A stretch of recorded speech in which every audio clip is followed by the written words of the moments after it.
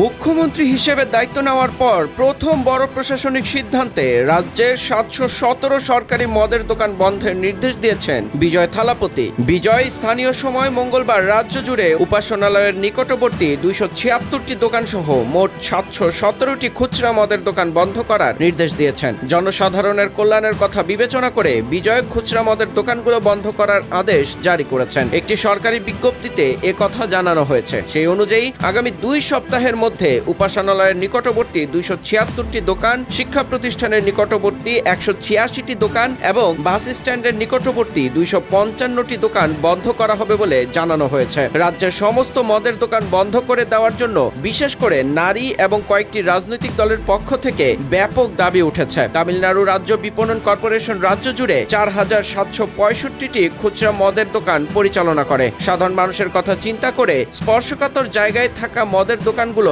বন্ধ করে দেওয়ার সিদ্ধান্ত নিয়েছেন থালাপতি বিজয়। তামিলনাড়ুর সরকার মদ বিক্রি করে ২০২৫ সালে ৪৮,০০০ কোটি টাকা লাভ করেছিল। নির্বাচনের আগে বিজয় কথা দিয়েছিলেন তামিলনাড়ুকে মাদকাসক্ত মুক্ত করবেন।